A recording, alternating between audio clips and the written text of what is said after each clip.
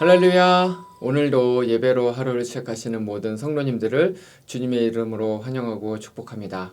이 시간에 먼저 찬송가로 주님 앞에 나가겠습니다. 찬송가는 425장 주님의 뜻을 이루소서 함께 찬송하시겠습니다.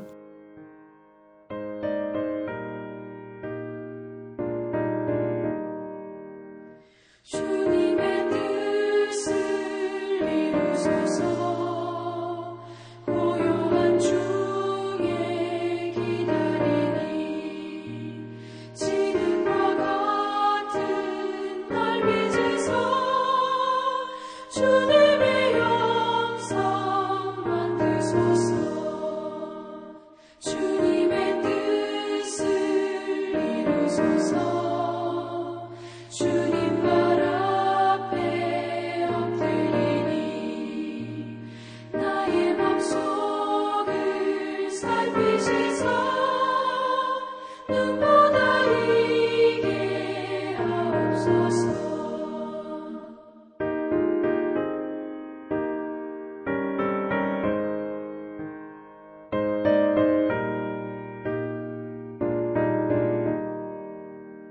주님의 뜻을 이루소서. 병들어 몸이 피곤할 때 권능의 손을 내게 펴서 강건케 하여 주옵소서. 주님의 뜻을 이루소서. 온전히 나를 주장하사 주님과 함께 동행함을 만민이 알게 하옵소서.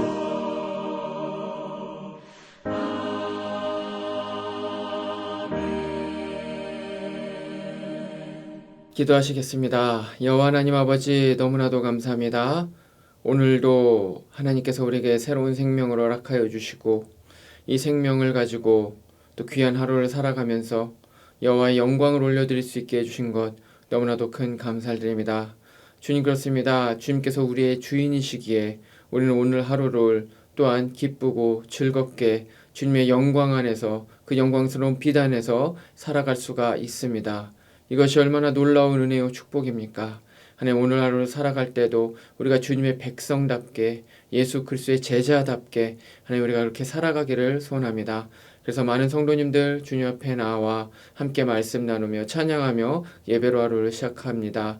하나님 아버지께서 오늘 이 시간 함께하여 주셔서 역사하여 주셔서 우리의 마음이 온전히 성령으로 새롭게 되는 귀하고 복된 시간 되게 하여 주옵소서. 특별히 말씀을 우리가 함께 나누게 될 때 이 말씀이 우리의 마음 가운데 주님의 그런 메시지로 가득 찰 수 있는 그러한 말씀이 될수록 주님 우리와 함께 하여 주시옵소서. 감사하며 거룩하신 예수님 이름으로 기도합니다. 아멘. 이 시간 우리에게 주신 하나님의 말씀 찾아보겠습니다. 말씀은 스가랴서 14장 12절부터 21절입니다. 제가 봉독해 올리겠습니다. 예루살렘을 친 모든 백성에게 여호와께서 내리실 재앙은 이러하니 곧 섰을 때에 그들의 살이 썩으며 그들의 눈동자가 눈구멍 속에서 썩으며 그들의 혀가 입속에서 썩을 것이요 그날에 여호와께서 그들을 크게 요란하게 하시리니 피차 손으로 붙잡으며 피차 손을 들어 칠 것이며 유다도 예루살렘에서 싸우리니 이때에 사방에 있는 이방 나라들의 보화 곧 금, 은과 의복이 심히 많이 모여질 것이요 또 말과 노새와 낙타와 나귀와 그 진에 있는 모든 가축에게 미칠 재앙도 그 재앙과 같으리라. 예루살렘을 치러 왔던 이방 나라들 중에 남은 자가 해마다 올라와서 그 왕 만군의 여호와께 경배하며 초막절을 지킬 것이라. 땅에 있는 족속들 중에 그 왕 만군의 여호와께 경배하러 예루살렘에 올라오지 아니하는 자들에게는 비를 내리지 아니할 것인즉 만일 애굽 족속이 올라오지 아니할 때에는 비 내림이 있지 아니하리니 여호와께서 초막절을 지키러 올라오지 아니하는 이방 나라들의 사람을 치시는 재앙을 그에게 내리실 것이라. 애굽 사람이나 이방 나라 사람이나 초막절을 지키러 올라오지 아니하는 자가 받을 벌이 그러하니라. 그날에는 말 방울에까지 여호와께 성결이라 기록될 것이라. 여호와의 전에 있는 모든 솥이 제단 앞 주발과 다름이 없을 것이니 예루살렘과 유다의 모든 솥이 만군의 여호와의 성물이 될 것인즉 제사 드리는 자가 와서 이 솥을 가져다가 그것으로 고기를 삶으리라. 그날에는 만군의 여호와의 전에 가나안 사람이 다시 있지 아니하리라. 아멘.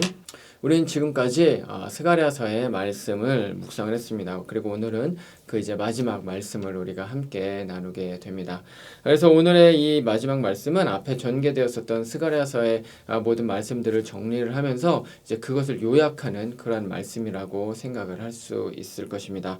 그래서 이 마지막 말씀을 나누면서 우리가 스가랴서의 핵심을 한번 좀 생각을 해봤을 때 뭐 몇 가지가 있지만 그 중에서 가장 중요한 핵심 중에 하나는 바로 성전 신학입니다. 성전 신학. 그래서 성전에 대한 중요성이 굉장히 많이 드러나고 있다는 것이죠.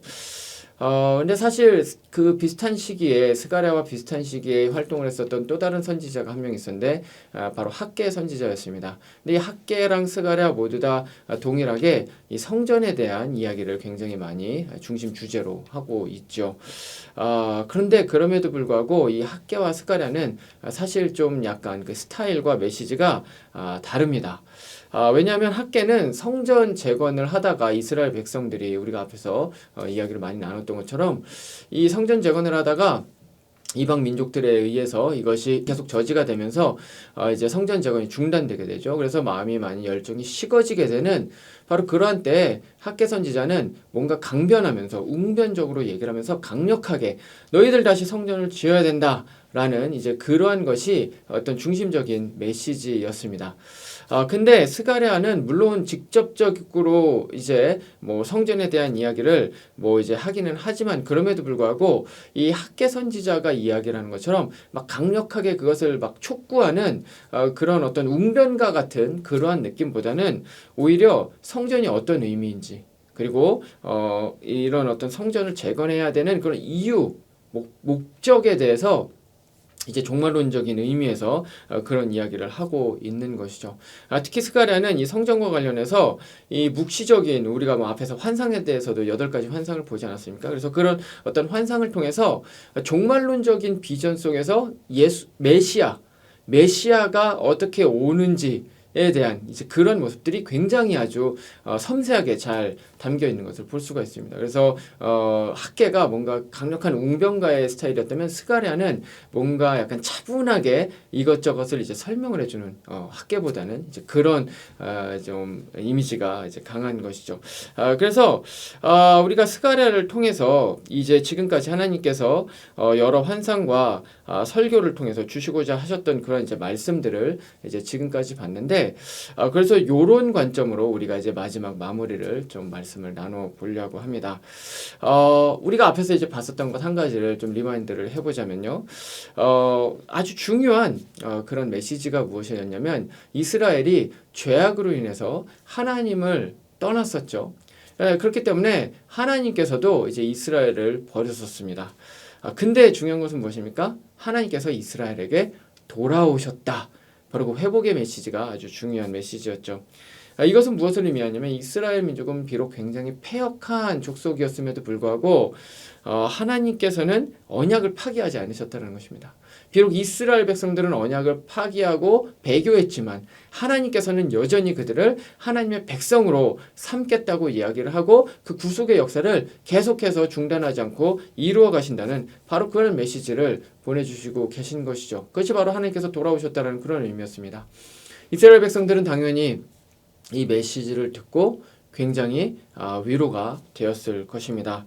근데 그러면서 이것을 이제 종말론적인 시각에서 말씀을 오늘 마지막 이제 이야기를 하는데 그것을 이제 2가지 정도로 우리가 좀 생각을 해볼 수가 있습니다. 과연 어떻게 언약이 지금 유지되고 앞으로도 유지될 수 있을까에 대한 바로 그러한 비전인 것이죠. 첫 번째 메시지는요. 궁극적인 구원자는 하나님밖에 없다라는 그런 종말론적인 메시지를 주고 계십니다. 구약에서 반복적으로 나타나는 이 이스라엘 민족들의 패역함, 문제는 무엇이었냐면 하나님이 누구신지 몰랐다는 거죠. 다시 말하면 구원자가 누구신지를 모르고 그렇게 삶을 살았다는 것입니다. 성경을 보면요, 이스라엘 백성들은 많은 경우에 자신의 구원자를 그 이방 신들로 생각을 합니다. 그래서 바알, 아세라, 무슨 뭐 그모스, 몰렉, 뭐 1월 성신, 하여튼 여러 가지 많은 것들을 자신의 구원자라고 이제 그렇게 생각을 합니다. 그래서 그냥 그 앞에 가가지고 그런 어떤 신상 세워놓고 막 빌고 막 이제 그런 일들을 했었던 것이죠. 또 그런가 하면 어떤 경우에는 다른 어떤 민족들, 자신들보다 힘이 강력한 그런 어떤 민족들이 자신들의 구원자라는 이제 그러한 생각을 합니다. 그래서 그러한 이 민족들한테 가서 굽신굽신거리고 뭐 조공을 바치기도 하고 또 뭐 부탁을 하기도 하고 뭐 이제 그런 식으로 하기도 하죠. 아니면 또 개인적인 차원에서는 돈 그리고 큰 집 이제 이런 것들이 자신의 삶의 그런 어떤 행복을 가져다주는 어떻게 보면 삶의 그 어떤 구원자라고 그렇게 생각을 하기도 했었습니다. 그래서 예를 들면 이제 그 아수르 민족이 막 쳐들어올 때는 아수르 민족을 막아낼 길이 없다고 생각을 하니까 자기 바로 옆에 있었던 그 강력한 또 다른 민족인 애굽 민족에게 가서 뭐 손을 벌리려고 하는 이제 그러한 행동들을 하기도 하죠. 또 위에서 이제 북이스라엘이 남유다를 침략을 할 때는 남유다는 또 아람에게 또 가서 북이스라엘을 좀 막아달라고 이제 그렇게 또 자신들보다 강력하다고 생각을 하니까 또 그런 식으로 이제 하기도 했었던 것입니다. 또 뿐만 아니라 우리 학개서에서도 뭐 이제 나오지만 이제 성전 건축이 좀 중단됐을 때는 이제 자신이 좀 자기의 집을 좀 크게 늘리려는 그래서 자신의 집을 아주 크고 아름답게 지으려는 왜요? 그것을 통해서 비교 우월감을 갖기 위한 것이죠. 다른 사람, 내 옆에 있는 이 사람, 내 옆에 있는 이 사람들보다 더 큰 집에 사는 것이 행복의 길이라고 그때 또 생각을 하게 됐기 때문에 이제 그렇게 됐었던 것입니다. 무엇입니까? 구원자를 바로 그러한 것들로부터 찾으려고 했었던 것이죠. 하지만 우리가 성경을 보면 잘 아는 것처럼 그 어떤 것도 이스라엘 민족의 구원자가 되지를 못합니다. 그런데 이 스가랴서 전체를 통해서 그리고 특별히 오늘 말씀 12절부터 15절까지의 말씀을 통해서 하나님께서 무엇이라고 말씀을 하십니까? 이렇게 계속 방황하면서 자신의 구원자를 찾지만 구원자를 찾지 못하고 결국에는 실패하고 낭망하게 되는 이 이스라엘 백성들에게 하나님께서 뭐라고 말씀을 하십니까? 내가 너의 유일한 구원자다. 그래서 종말의 때에 예루살렘을 만약에 누군가가 친다면 내가 가만히 있지를 않을 거야. 내가 그들에게 재앙을 내릴 거야. 이제 이런 말씀이 12절부터 15절에 이제 기록이 되어 있는 것이죠. 그 표현들도 얼마나 무서운지 모릅니다. 뭐 눈동자가 썩어 들어가고 뭐 이렇게 혀가 썩어 들어가고 얼마나 듣기만 해도 소름이 돋는 아마 이것이 뭐 전염병이었을 것이다. 뭐 이제 그렇게 얘기를 하는데 뭐 하나님 얼마든지 그렇게 하실 수 있는 것이죠. 어쨌건 중요한 것은 이 이스라엘 하나님 나의 백성을 건드리고 괴롭히는 자들은 내가 나서서 복수할 것이다. 내가 결코 가만히 두지 않을 것이다. 내가 너희들을 위해서 내가 대신해서 싸울 것이다 라고 이제 그렇게 이야기를 하고 계신 것이죠. 그래서 하나님께서는 궁극적으로 이런 이야기를 이스라엘 백성들에게 해주고 싶으신 것입니다. 야, 내가 여호와야. 내가 아브라함 때부터 그 언약을 맺었고 그리고 너희의 그 조상들이 애굽에서 노예되었을 때 내가 그 대제국 애굽을 10가지 재앙으로 심판하고 너희를 노예로부터 해방시킨 내가 여호와야. 나를 믿어. 나밖에 너희들의 구원자는 없어. 너희들의 조상들이 했었던 것처럼 다른 민족, 좀 강력하다고 생각되는 민족, 아니면 어떤 우상, 아니면 어떤 돈, 어떤 기득권 이런 거를 결코 의지하지 마. 나만 의지해. 하나님께서는 지금 이스라엘 백성들에게 이 말씀을 해주시기를 원하셨다는 것이죠. 이것은 오늘날 현대를 살아가는 우리에게도 역시 동일하게 적용이 되는 말씀입니다. 우리는 과연 누가 우리를 구원할 수 있다고 생각을 하고 살아갑니까? 우리의 삶에 어려운 시기를 분명히 겪습니다. 그런데 그런 어려운 시기에 우리는 반드시 뭔가를 막 붙잡기를 원하죠. 구원자를 붙잡기를 원합니다. 혹시 우리가 그럴 때 막 대단한 사람, 막 힘이 있는 사람, 능력이 있는 사람, 아니면 지혜가 있는 사람, 뭐 내가 생각을 했을 때 어쨌건 막 그렇게 보이는 사람을 내가 의지하진 않았습니까? 그래서 막 어떻게 해서든 그 사람에게 막 네트워킹을 하려고 그러고 어떻게 해서든 그 사람을 의지하기 위해서 카페 가서 잘 보이려고 하고 어떻게 해서든 혹시 우리가 그렇게 살진 않았습니까? 직장에서, 학교에서, 사회에서 혹시 우리가 그렇게 살진 않았습니까? 아니면 내가 갖고 있는 어떤 경제적인 풍요로움, 아니면 사람들이 부러워하는 어떤 직장, 아니면 내가 가지고 있는 어떤 우월한 학벌, 아니면 공부 잘하는 내 자녀들, 똑똑한 내 자녀들, 우리가 혹시 이런 어떤 사람이나 이런 것들을 우리가 의지하면서 살지는 않았습니까? 사실 우리 눈에 당장 보이는 것은 그런 것들입니다. 어떤 사람이 보이고요. 그리고 어떤 스펙이 보이고요. 그런 것들이 보이는 것이죠. 그러다 보니까 그런 것들을 믿고 살고 싶은 그런 어떤 충동이 우리의 마음 가운데는 굉장히 많이 생기게 됩니다. 마치 그런 것들이 내 인생의 구원자처럼 생각이 된다는 것이죠. 하지만 이스라엘을 보면서 우리가 알아야 되는 것은 무엇입니까? 우리는 무엇을 깨달아야 됩니까? 그 어떤 것들도 우리의 삶의 구원자가 될 수가 없다라는 것입니다. 이 세상 사람들은 그런 것들을 의지하면서 삶을 살아가죠. 근데 그들이 그렇게 할 수 있는 이유는, 그렇게 해야만 하는 이유는 딱 한 가지밖에 없습니다. 그런 것들, 그런 힘없고 능력 없는 것들밖에 붙잡을 것이 없기 때문에 그렇다는 것이죠. 하지만 그런 것들을 붙잡고 살아가는 것은 마치 태평양 한가운데 그냥 풍덩 빠졌는데 지푸라기 옆에 있다고 지푸라기 붙들려고 하는 그런 것들과 똑같습니다. 어떻게 태평양 한가운데 빠졌을 때 지푸라기를 붙들고 살 수가 있겠습니까? 살 수가 없습니다. 마치 그것과 같다는 거죠. 눈앞에 보이니까 그거라도 붙들려고 하지만 사실은 그것은 아무런 힘도 능력도 없는 것이라는 것입니다. 너무나도 감사한 것은, 너무나도 다행인 것은 우리는 그런 지푸라기 같은 것을 붙들 필요가 없습니다. 왜냐하면 우리는 우주의 주권자이신 하나님, 우리의 아버지가 우리의 구원자이시기 때문에 그렇습니다. 얼마 전에 제 둘째 아이가 학교에서 이제 뭐 하나를 받아왔는데요. 그건 뭐냐면 밀웜이었습니다. 애벌레입니다. 애벌레. 학교에서 선생님께서 혹시 이 애벌레를 가져가서 집에서 키워볼 사람이 있으면 좀 가져가라고 이제 그렇게 얘기를 했습니다. 그래서 그 밀웜 애벌레를 2마리를 학교에서 이제 가지고 왔습니다. 예, 그래서 이 2마리를 가지고 왔는데 그날 이제 일기를 썼어요. 노트에. 근데 노트에 이렇게 썼습니다. 나는 이 밀웜을 꼭 잘 키워서 꼭 비틀이 될 때까지 풍뎅이가 될 때까지 잘 키워가지고 나중에 야생에 놓아줄 것이다. 이제 이렇게 했습니다. 굉장한 꿈과 비전이 생긴 것이죠. 이게 그렇게 될까 저는 생각을 했습니다. 근데 그 날부터 이 아이가 얼마나 지극정성으로 이 애벌레를 키우는지요. 그냥 집에 있는 그 택배 상자, 빈 상자를 이제 가지고 와가지고 그걸로 집을 만들어줬습니다. 집이 얼마나 큰지 모릅니다. 그 밀웜의 그 몸 크기에 비해서. 그래서 이렇게 딱 만들어주고요. 그리고 또 놀이터가 있어야 된답니다. 자기의 생각이 투영이 된 거죠. 그래서 밀웜은 놀아야 된다. 그래서 놀이터도 만들어주고 옆에. 그래서 낮에는 놀이터에서 놀라고 놀이터에 갖다 놓고 또 밤 되면 그 이제 베드까지 만들어준대. 그 집에다가 또 갖다 놓고. 그래서 이렇게 지극정성으로 또 키우고요. 또 먹이로 상추와 사과와 귤 뭐 이런 저도 잘 먹지 못하는 이런 것들까지 아주 신선한 그러한 제품으로 또 이렇게 또 갖다 주고 뭐 이제 그렇게 했습니다.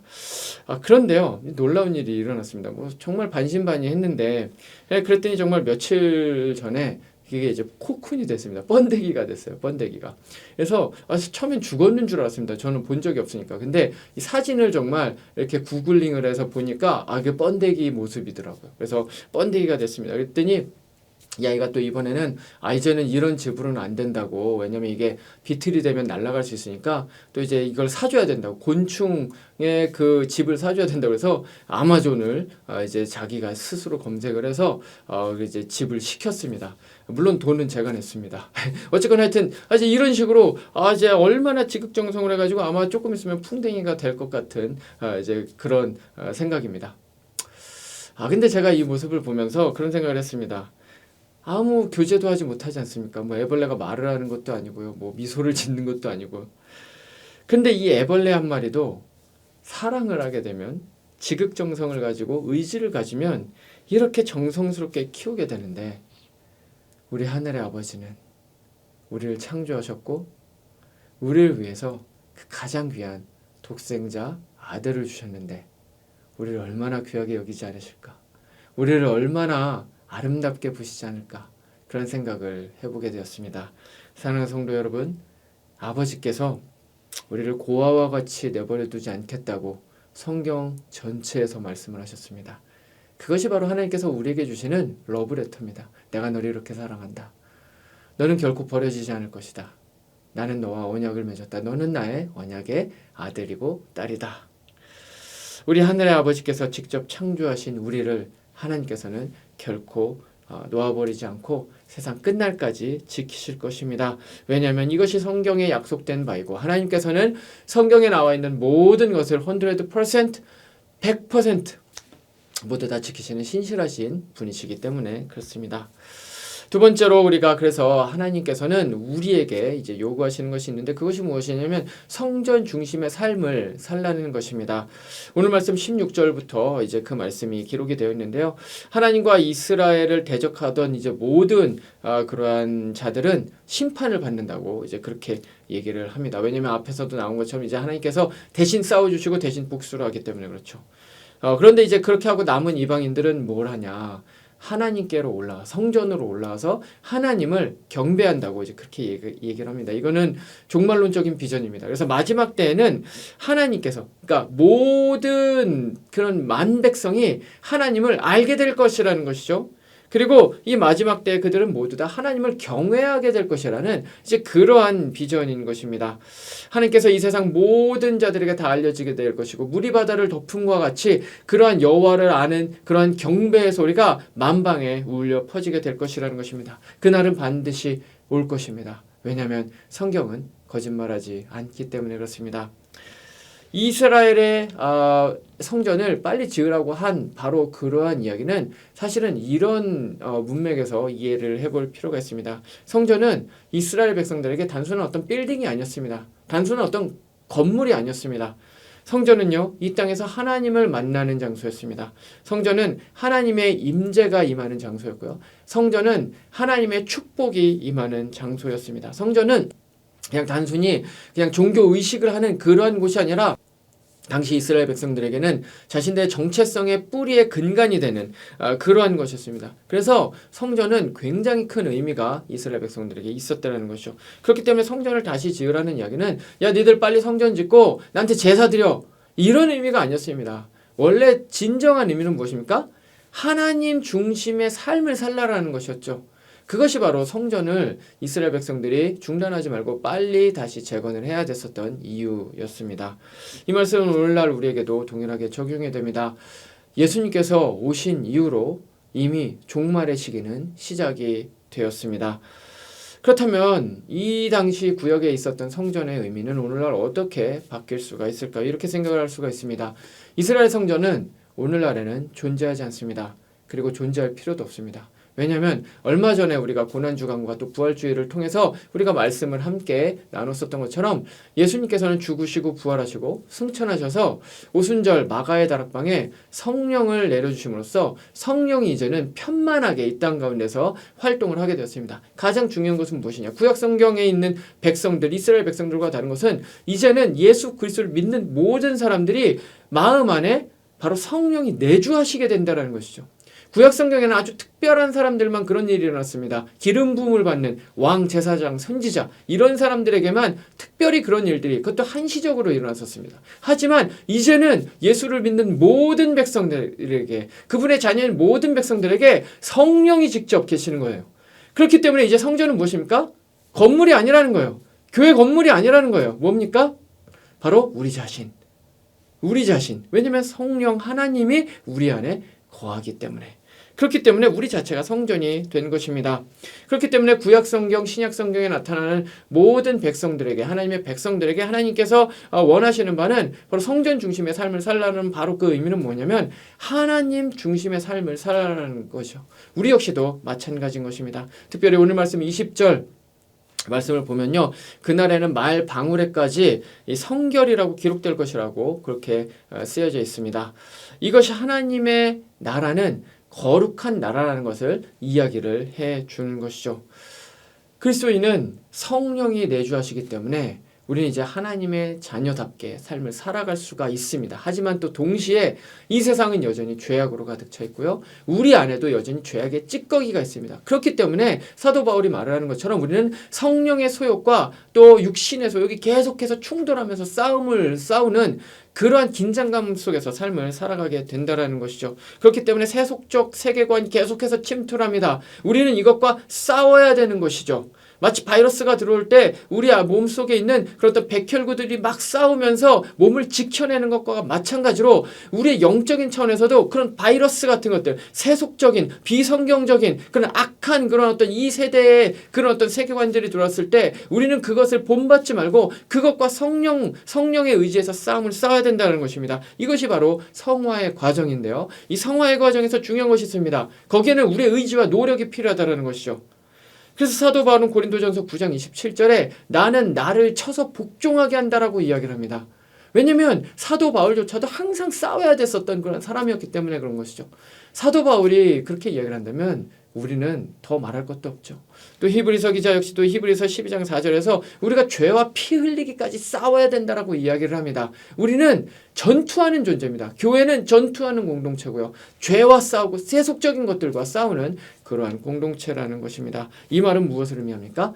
우리는 하나님 중심의 삶을 살기 위해서 성전 중심의 삶을 살기 위해서 우리는 늘 노력하며 싸움을 해야 된다는 것이죠. 말씀을 마치겠습니다. 스가랴서를 통해서 하나님께서는 우리에게 장차 일어나게 될 그 예수님께서 오셨을 때 완전히 이루어지게 될 그 하나님의 나라의 그런 어떤 종말론적인 비전을 선포를 하고 있습니다. 주권자이신 하나님께서는 그분이 이 세상에서 모든 죄악을 제거하시고 회복시키시는 유일한 분이시라고 분명히 말씀을 하고 있습니다. 그리고 스가랴를 통해서 예언하신 것처럼 예수 그리스도께서 다시 오시게 되는 그날 이 모든 일들은 완전한 회복을 경험하게 될 것입니다.